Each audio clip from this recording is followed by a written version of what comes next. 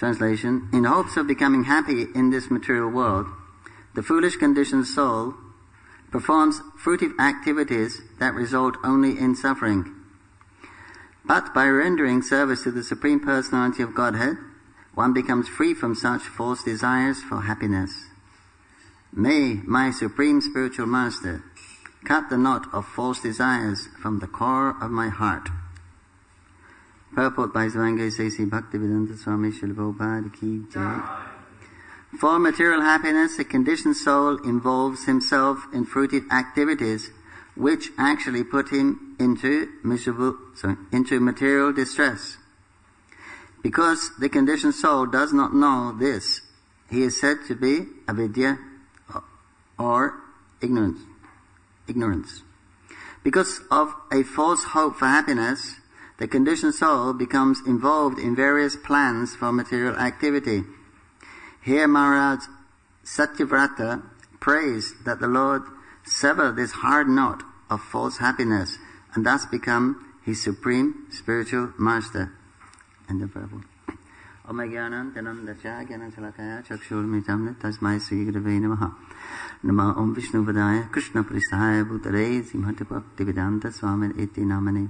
Namaste Saraswati Devi Gauravani Pracharine Nivishesha Shannavari Paschate Zatari. Jai Shri Krishna Chaitanya Prabhu Nityananda Shri Advaita Gadadhar Shivasari Gaur Bhaktavinda. Hare Krishna Krishna Krishna Hare Hare Hare Rama Rama Rama Hare Hare. Translation again. In the hopes of becoming happy in this material world, the foolish conditioned soul performs fruitive activities that result only in suffering.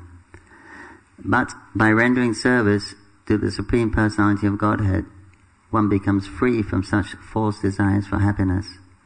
May my Supreme Spiritual Master cut the knot of false desires from the core of my heart. So here are some of the instructions coming from the Srimad Bhagavatam.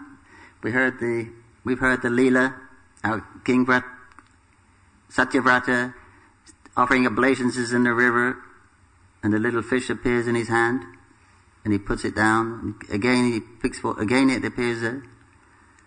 Again Pussy said, then the fish says, very dangerous in this place. There are lots of big fish, very hungry. They're always chasing me. Please give me shelter. Who being the king, he should give shelter. And he's very happy to hear little fish. Who wouldn't be? Little fish spoke to you. He'll be I think we'd all be very merciful. So he'd take him home and put him in his goldfish bowl. But then he grew big and he couldn't even turn around. He said, this is too small. You have to find something better. So then he took him to a lake and put him in, and he got it almost as big as a lake. He couldn't even turn around in the lake.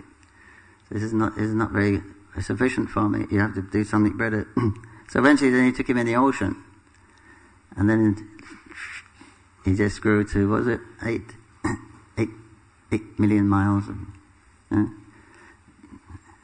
We have oceans 8 million miles big here on this planet. But anyway, then so the king was, bewildered and bemused and very happy to see such a phenomenon. So he understood this must be the Supreme Lord. So then he's praying to this to the Lord, and the Lord gives instructions. It's time for this pralaya, and you should go with the rishis and some other living entities and some grains, just like Noah's Ark instruction. And I will guide you in this form of a fish. I will protect you. So now we begin be instructed by the king. He is praying to the Lord in the form of a fish, and then the Lord directly. We will hear direct instructions from the Supreme Personality of Godhead in the form of Matsya, the wonderful golden fish incarnation. So here, the King Satyavrat is saying how the foolish conditioned souls, by now he's enlightened by the association of the Supreme Lord. In their attempt for happiness, they perform activities in the hopes of happiness, and which only end in distress, suffering.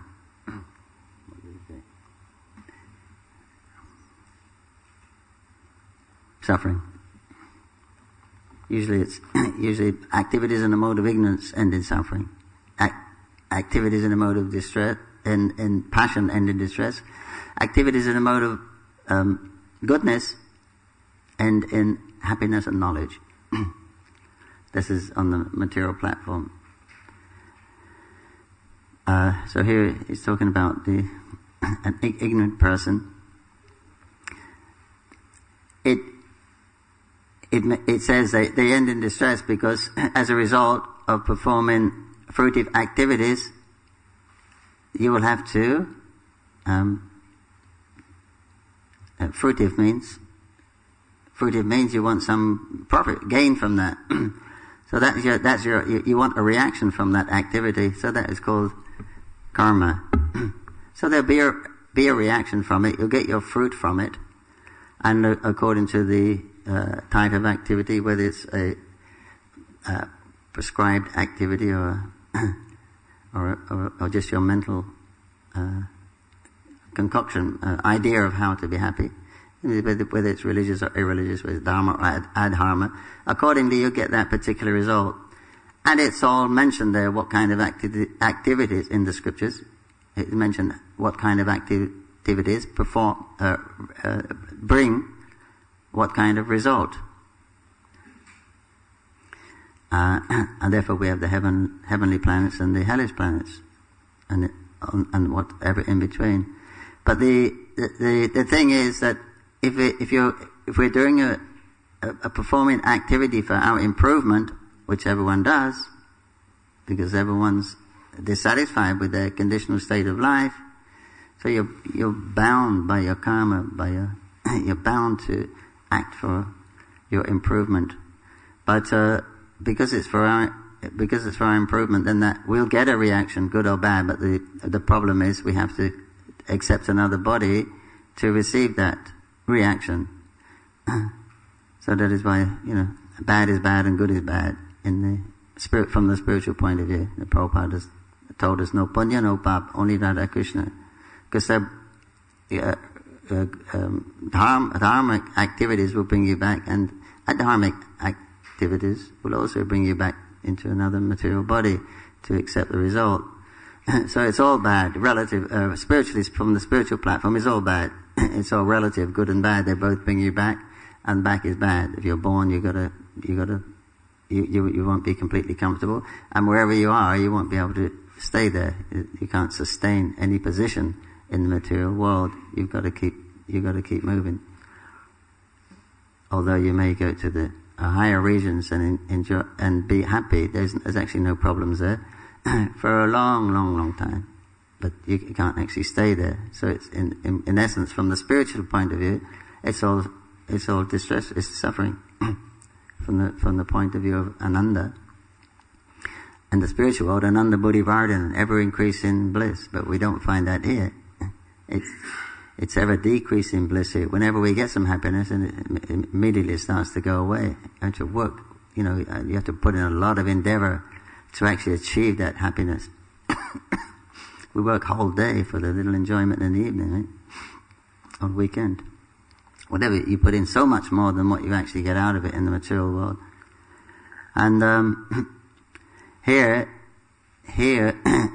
we're conditioned by this time and space. In the spiritual world, you're completely free. Whatever you desire, you can achieve within the spiritual world. So that's the difference. And the whole atmosphere there is Satchit Ananda. Everything is made from that.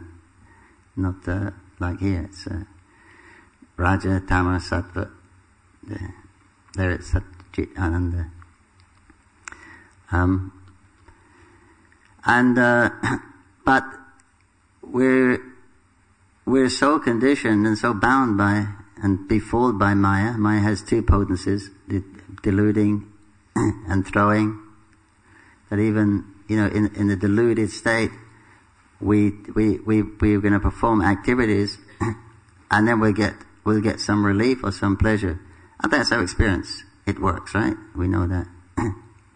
We get some relief if we go to the bathroom. We get some relief if we step out from the side of the road. We don't get squished by cars, and we have experience. And if we do certain things where the senses contact the sense objects, then there's a feeling of happiness. So the experience is real, but it's always an endeavor. And when we have a desire to do the thinking, feeling, willing, this is the activities of the mind. So when we have a desire to improve our situation, think about it, and then we get a feeling for it. Yeah, that was good. I really want that.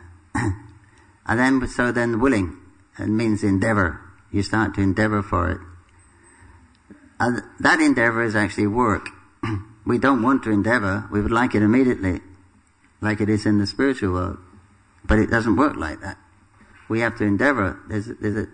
This place is called Vaikuntha. Kunta means obstacles, pressure. Vaikuntha is without that pressure. So there's this pressure there of distance, time and space. You got to get through all these atoms and all these adhyatmic, adhidevik, adhibhautic. You got to cross over, pass through so many things to achieve the desired goal. You got to work all day to get some salary, so you can achieve your objective. So it's hard. You got to go through that pressure there, and so that's the illusion that we're gonna resolve the problems and be happy. And but according to Prahlad Maharaj, he says your distress begins the moment. Who knows the answer? When does your distress begin? The moment you endeavor for happiness, that's when your problems begin. Which is, you're going to endeavor, that means you've got to battle through the material energy and the obstacles to achieve your thing. And that we don't want. That's troublesome for us. But because there's no alternative, we're used to that. So we think troublesome is normal. So that's the material world. It's a difficult situation. Krishna says it's a place of misery, and it's difficult, but we don't think so. We don't think it's miserable suffering because it's normal. So if misery is normal, then it's okay. You see, there's nothing to compare it with, except relatively speaking, there's a relief of that misery. And that's called happiness. When the misery subsides, when the suffering, when the pressure is not so much pressure, then that's called actually happiness. It's not actually happiness, it's relief of pleasure, or something else, like the senses are contacting the objects, and it gets your adrenaline running and the hormones going here and there, and you think, oh, well, that's different, that's good, you go on these crazy, bungee jumps, and you jump off, or these things you pay money for to, you think you're going to leave your body, and your stomach goes up to there, and you come out and you go, wow, that's great, You pay good money for that. It just shakes you up so violently, you don't know what's going on, and it's a new experience, So, material world, that's your so-called happiness. Something different. So it's all relative. So therefore it says it's not actual happiness. It's a change of the suffering or a relief of the suffering.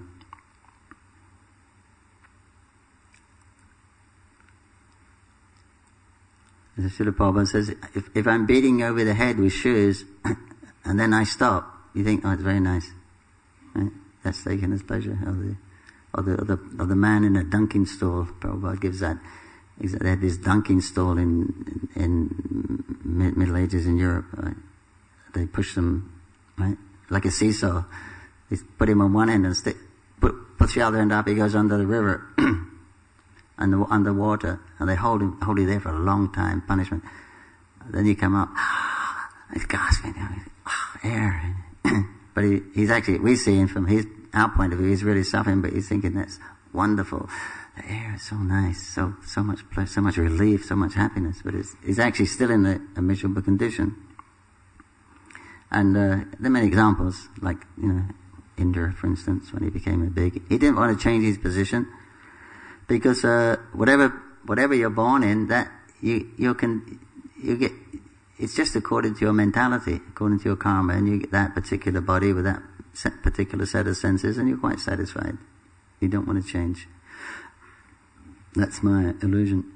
So the illusory potency, and then the throwing potency, that even if you want to make a change sometimes, just like we want to make a change, so we come here, but then Maya, in the form of your mind, will tell you, why so much trouble, so much austerity, so much difficult. It could be, you could take it easy, and gives you all these suggestions. That's as a result of our impious activities. Why we can't immediately surrender to Krishna, we don't have that adhikar. So what is preventing us is our previous, karmas, and although devotional service has nothing to do with karmas, but Maya has, it's fixed. She has to give you your due suffering and due happiness. So you just can't surrender to Krishna. She won't let you in the form of like your own mind. Just like, you can't surrender to Krishna if you perform simple activities. Even if you're face to face with Krishna, your consciousness will make you embarrassed and you won't be able to look at him, right? Because you're there. Something like that. It's not that Maya does, is actually personally coming and grabbing us and forcing us, but it's just the whole psyche of it that, because the Krishna is known by, of course, by his mercy, but then by, a desire to know him, to know him, to be with him, to love him, but that much of Krishna we can experience according to the degree that we're not still having the same affection for the material world. So according to that affection we have for the material world, that we difficulty about that desire, that there's some happiness and some comfortable position for me and some pleasure to be had, because our experience is pleasure, our experience is there's some relief, that's practical experience. But of course it doesn't last, and you have to work so long to get that. So that's you got that throwing potency of Maya to also your own mind and your own karma will actually take you away, even though you want to. One has to come to the point of just saying no to Maya, but you've got to mean it. When we say no to Maya, it's it's no, because that we know there's a sense of relief and pleasure there. And that's what we're looking for, because material world is troublesome, and that is our nature. No anxiety, and under. So, therefore, the knowledge is essential. This knowledge of the material energy is also essential. That's why it is said we don't jump to the 10th canto, because you can't appreciate it. You can't appreciate Vrindavan in your conditional state. So you've got to go through the 9 cantos. You've got to get purged of this false ego and this idea that you are the doer and the enjoyer. Everything is everything. The creation is Krishna's creation. It's his energy, and it's meant for his pleasure. We're claiming to be the servants of Krishna, but we're looking at his energy for our own pleasure.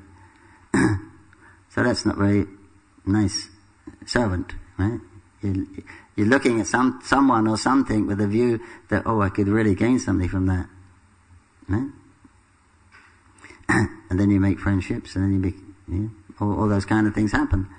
But there's always some self-interest.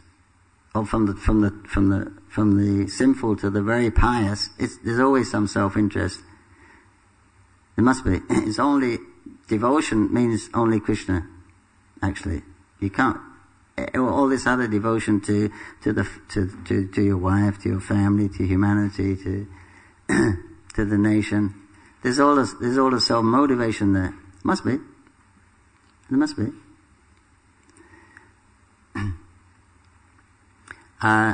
Because and you see, as soon as there's a disagreement, then that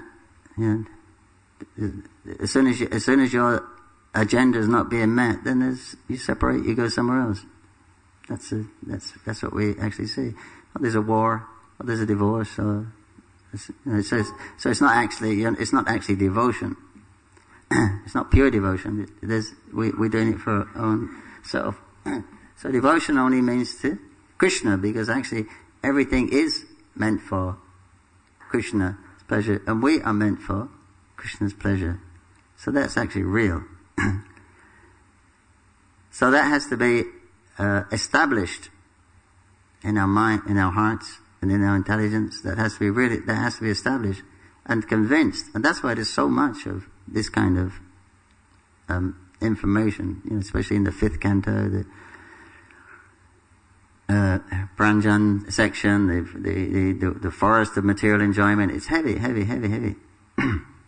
Telling that, we're trying so hard to, talking about, materialist, that is, trying so hard to establish yourself and get pleasure. And it's all a failure.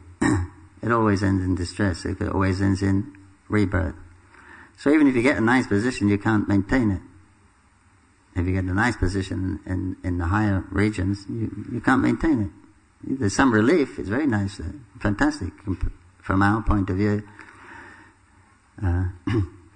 But from the spiritual angle vision, it is, as Krishna says, it's temporary and it's full of misery. Krishna says, top to bottom. We're thinking top, wow, fantastic. There's no troubles. There's no problems. In Swarga, there's no problems.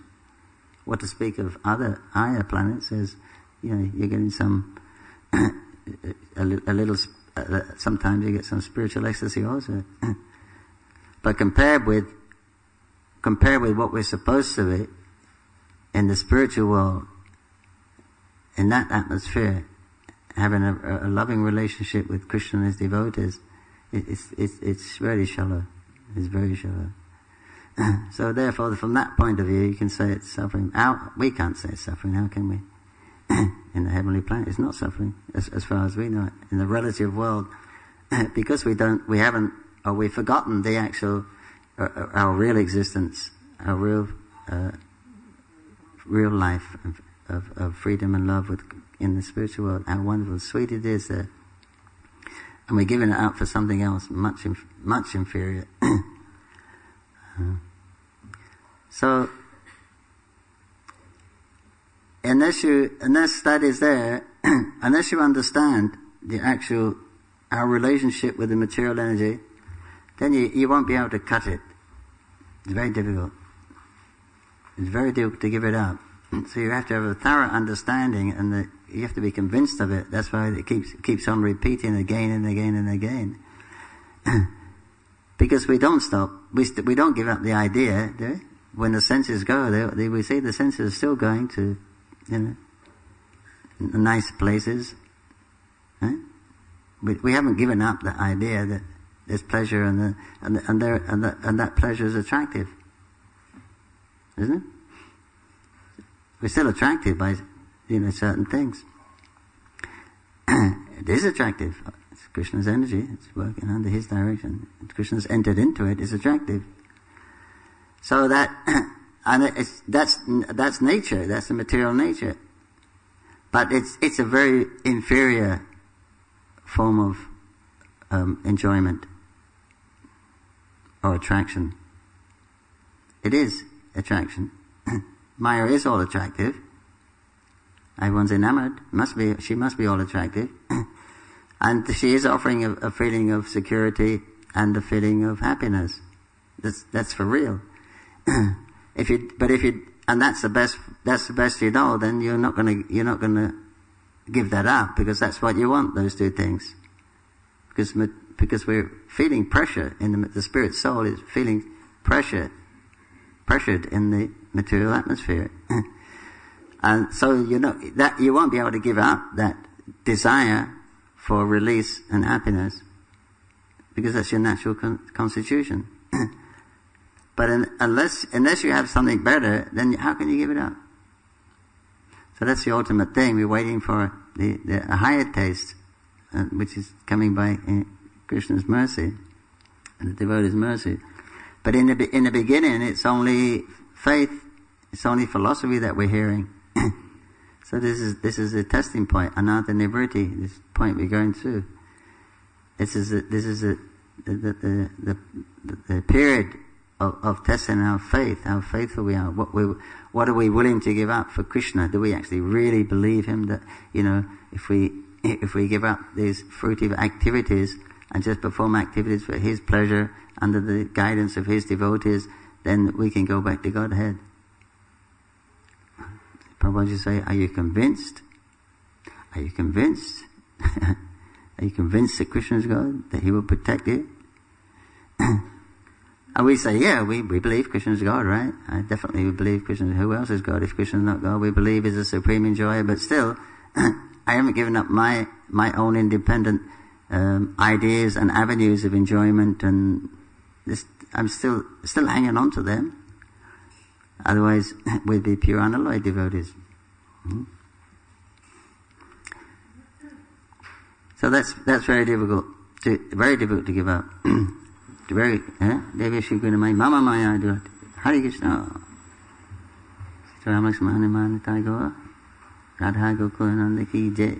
Krishna says it's very difficult. It's very difficult to overcome. But by his grace, and his grace comes in the form of the devotee. Here for King Satyavata, he's talking directly to the Supreme Personality of Godhead. He says, you're my Supreme Guru, because he's actually, he has this fortune face to face, just like Arjuna.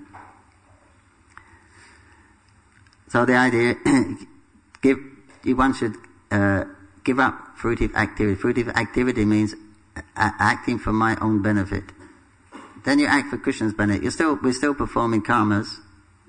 We perform karma yoga because we're performing work for some fruit, but that fruit is for Krishna, to increase the Sankirtan movement. That's our karma. That's our work. So nothing really changes. It's just that self-interest changes from me to Krishna or devotees or whatever's connected with Krishna. That's all that has to change. It's just a very slight change in consciousness, which denotes whether it becomes a material result or a spiritual result. It's just a tiny switch in consciousness. The activity remains exactly the same. We're eating, sleeping, mating, defending, going on. That doesn't, your life is not going to change. It's just that mentality. But it's very rare, and unless one actually has, it's almost impossible to give up completely. You can do it by intelligence and by vigor, biting the bullet, they say. I'm not going to do it. But how long can you do that for? And it's not really natural. So therefore you need, but you've got to do that. In the face of these material attractions, you have to do that. You have to be strong. Somehow or other, you have to reject what's unfavorable for Krishna consciousness. But we are hoping against hope that we get a higher taste, and we hope that it comes in a lot quicker than it does. But ultimately, until you've actually established your relationship with Krishna, then it's a struggle. That means practically up to bhava, Shakti. Of course, at Nishta, it's okay. You're not bothered by these attractions. And then there's taste. Then it's quite easy. But still, no, Maya's there right up until that very high degrees of surrender and Krishna's mercy. Anyway, today is the Panihati Chira Day festival, so we can say a little bit about that. And the main devotee in that lila is Raghunath Das Goswami, who actually had that attraction for Gauranga. Because he came from a very wealthy family, landowners. But who was it used to preach? Was it Haridas Thakur? I think used to come and used to speak to him and tell him about Mahaprabhu. He became very attached to Mahaprabhu. I just wanted to see him, and he even saw him. So then he became fully dedicated, fully attached to Mahaprabhu and disinterested. But Mahaprabhu said, don't be a restless person, you stay at home, don't keep running away, stay there and act like an ordinary, eventually he told him that, act like an ordinary person, but think of me, and then don't show that when your mother and father have gone, you can come later. But at first he was always running away, so his mother said to the father, what can we do? It's almost a daily affair. She said, let's tie him up. He said, what's the use? What's the use of tying him up? He has the opulence practically of Indra here, and he has a wife, she's like an angel. There's so much facility, but even that is not able to bind him. We said, what can ropes do? Says he become mad by Lord Chaitanya's mercy. What can you do with a madman? So his father understood that he'd got the higher taste was there. So although he had all facility for enjoying like a prince, that he wasn't interested. He was disinterested. So he's one of those examples. And of course, later on in his life, he became like renunciation personified. That nobody could meet that level of renunciation that he had. But of course, those great souls, it's not austerity for them, it's just disinterest or just absorbed in Krishna, that he would forget to eat and sleep by discussing, hearing about Krishna. So anyway, when Lord Mahaprabhu was on his way, I think he left for Vrindavan from Puri, but anyway, that time Nityananda was in Panihati. And then Raghunath came to see him there, but he wouldn't come near, he was very humble. And then one of Lord Nityananda's associates pointed, hey look, Nityan, there's Raghunath Das. You see over there, Raghunath Das paying his obeisances. He's called him, Raghunath, come. But he wouldn't come near. He wouldn't come too close. He was very, very humble. And Nityananda forcibly caught him and pushed him down and put his feet on his head. He said, you're acting just like a thief from a distance, sneaking around. He said, you have to pay a fine. You have to feed all my associates Chira and Day. You have to make a nice feast for them. So he's very happy. Had a lot of money. So then he arranged this huge feast, called all these Brahmins in to cook, and they made the chip rice. They would soak it in milk, and then afterwards they would mix some with yogurt and bananas, champa bananas. This very banana is only that big. It's really sweet, champa, and sugar. And the other one will be kheer, sweet milk, mixed up in like that. And hundreds of people came when they heard there was a festival going on. Hundreds of people came, and everyone was fed. Nityananda was there with his associates, like this. The Dwadasa Gopal is the Balaram's friends in Vrindavan, his group of friends. They're known as the Dwadasa Gopals. They was, Abhiram Thakur and Udaran, all those people. They was all there with Nityananda performing the kirtan, because Mahaprabhu told Nityananda to go and preach from Puri. Now Nityananda who by nature was very funny, and Avadu. they would just wander along chanting and then enacting pastimes of Krishna. They were completely absorbed, just like a little Vaikuntha bubble they were in. That was their preaching. They didn't know whether day or night or which direction they were going. But people would come into that contact, they'd just be drawn in. And there was one instance where the children came, because Nityananda, they were some of us so absorbed they go into the Krishna Leela as young boys, cowherd boys. Then the other children from the locality would come and join in their play, and they'd be so absorbed they wouldn't go home. And the parents would come there, and he says, for days on end, the parents would come at night. Where's our children? They're not coming home. The parents would come to get them. They would enter into that bubble. They become completely absorbed and mesmerized and spiritualized. They would go home, and then, so it says one time for 1 month they were playing without eating and anything. But as soon as the parents came, had worries. As soon as they come into that contact, they forgot everything. Forgot all about the material, all the hunger, thirst, lamentation, all those things disappeared in the spiritual atmosphere. So that was how they actually preached. So then, Nityananda was very funny. And then, what happened? Raghunath wasn't eating; he was taken later. Then while everyone was sitting, and it was a big crowd came, a huge crowd, and they were sitting under a tree that, it's not the same tree, but there's a big tree still there, there's a big banyan tree, but they say that's the Baitak Nityananda. We have that, the devotees, ISKCON devotees go there every year, from Mayapur and Calcutta. There's a big festival there. It's pretty wild.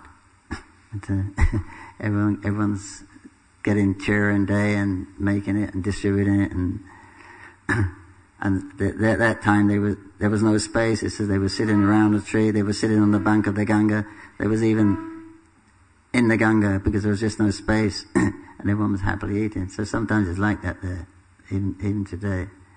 I just understood it was today because Shruti Dharma just showed me some pictures, because we're 4.5 hours behind in the year. So someone sent some pictures this morning of Panihati festival for him, and he was showing me.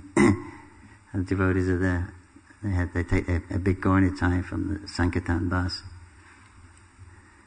And Raghava Pandit's Raghava Pandit house is there. Raghava Pandit? Yeah? Huh? Raghava Pandit. His house is there. Prabhupada said we can try to get a place there. Actually, we just got a place. And the Bhakti True Maharaj, someone just gave us a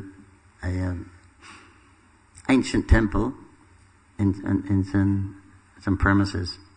They're going to start to develop that. Because Srila Prabhupada asked us we should have... He wanted us to get Raghava Pandit's house because it was really deteriorating. And he said then we can have a boat coming from Calcutta, then they can stop here. So you got those places like you got Panihati, you got Shantipur, Ambika Kalna, there's different places. And actually the government have started the tourist board of India, they started Ganga cruises now, heritage tours down the Ganga with these big launches, very comfortable. And they're bringing tourists down. They built 12 ghats, and one of them they built outside our premises in ISKCON. So they bring a lot of tourists now there. It's a very comfortable way to go. And very beautiful, going down there. Takes a little while, but... Huh? Expensive. Not a cheap process, devotional service.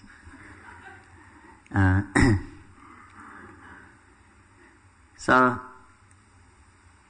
then a miracle happened at that time. Then Lord Nityananda, in his meditation, he thought Lord Chaitanya there.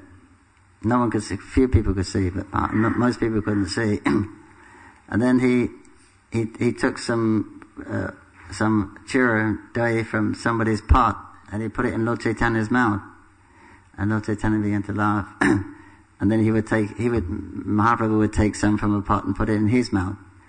And this way he went around all the devotees feeding Lord Chaitanya in a humorous way. But nobody could see Lord Chaitanya because there's Nityananda walking around and doing this, and he's like a dramatic dancer anyway, and everyone was completely abused, and because he's avadut, so what is he doing? Nobody knows anyway. But he was actually taking the prasadam and put it in Lord Chaitanya's mouth.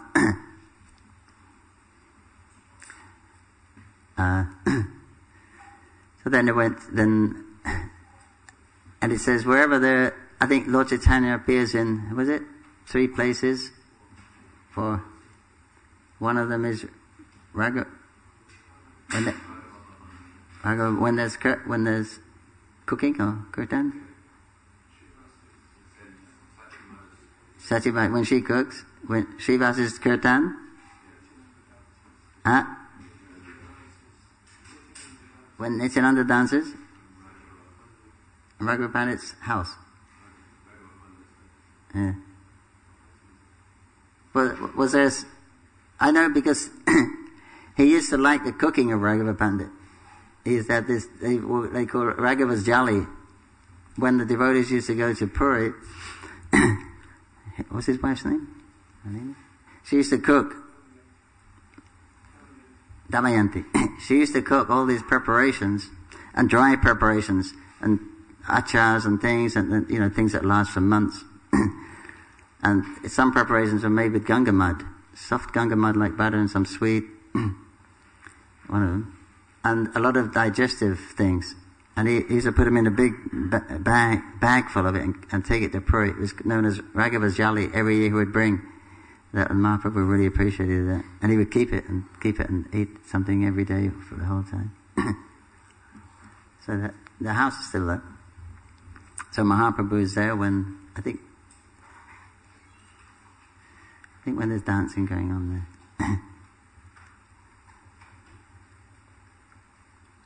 So in this way, then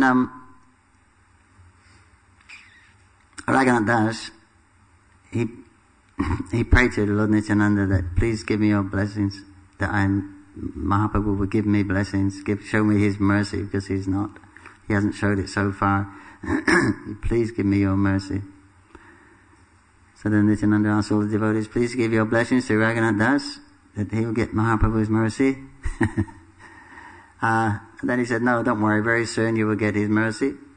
And he told him about the future, what would happen, which actually did happen, how he would eventually get Mahaprabhu's mercy. He would come under the shelter of Srup Damodar and perform very wonderful service for Chaitanya Mahaprabhu later on. So he's Raghunath Das is he's a Prayojanacharya, Raghunath Das. And so he's renunciation personified. So we can learn renunciation or pray for his mercy, that we can also be renounced and become indifferent to what I like and what I don't like, and just come to like, what Krishna likes and what Krishna doesn't like. In other words, we surrender to the process of Krishna consciousness, and whatever Krishna likes, whatever the devotees like, we like that, and whatever they don't like, we won't like. We won't like. This is a nice mentality to have. That's actually surrender. So may Lord Raghunath Das bless us all on this auspicious day, that we can also become fully dependent on the Lord's mercy and give up looking elsewhere for our security or happiness. Jai Srila Raghunath Das Goswami ki, Panihati Chiradai Usap ki jai, Srimad Bhagavatam ki jai, Srila Prabhupada ki jai, Jai Gopranandi Hari. Hare Krishna.